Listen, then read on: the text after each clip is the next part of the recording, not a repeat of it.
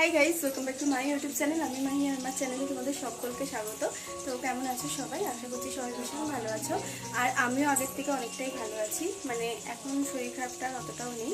তো আজকে আমরা গেছিলাম হচ্ছে, আমি আর মা একটু ফাংশানে গেছিলাম। আমাদের বাড়ির সামনে একটা ফাংশান হচ্ছে, তো সেখানেই গেছিলাম। সেখান থেকে এসে আমাদের হঠাৎ করে প্ল্যানিং হলো যে আমরা ফিশ ফ্রাই খাবো। তো এখন আমাদের ফিশ ফ্রাই পার্টি হবে। তো ভিডিওটা এখন থেকেই শুরু করছি, তো তোমরা পুরো ভিডিওটা দেখতে থাকো, একটু স্কিপ করো না।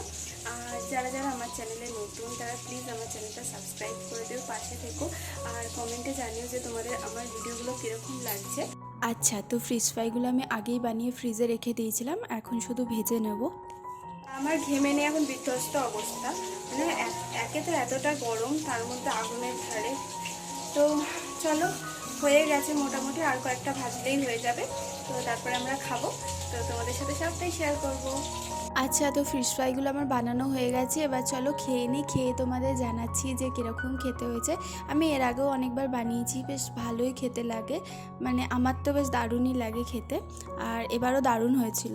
আচ্ছা, তো কালকে আমার আর ব্লগটা এন্ড করা হয়নি, তো চলো আজকে সারাদিন কী করলাম সেটাও তোমাদের সাথে একটু শেয়ার করে নিই।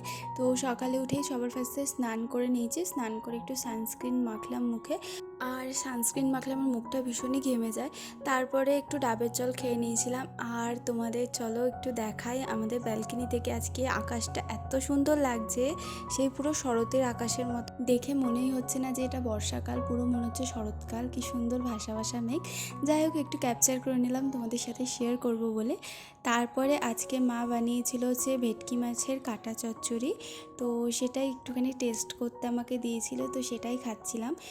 কালকে যে ফিশ ফ্রাইগুলো করেছিলাম, তো ভেটকি মাছ অনেকটা এনেছিল, তার সাথে কাটাও এনেছিল বাবা। তো তোমরা কারা কারা ভেটকি মাছের কাটা চচ্চড়ি খেতে পছন্দ করো আমাকে কমেন্ট সেকশানে জানিয়ে যাবে। আমার তো খুবই ভালো লাগে খেতে। আর আজকে শুধু মা এটাই করেছিল, আর এটার মধ্যে একটু ডিমও দিয়ে দিয়েছিল, মানে গোটা গোটা ডিম।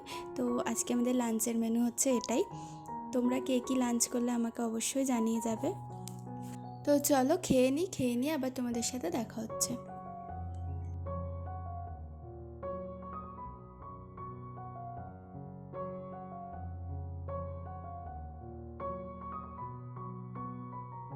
আচ্ছা, তো এইদিকে আমার খাওয়া কমপ্লিট, আর তারপরে খাওয়ার পর একটু টক দই খেয়েছিলাম।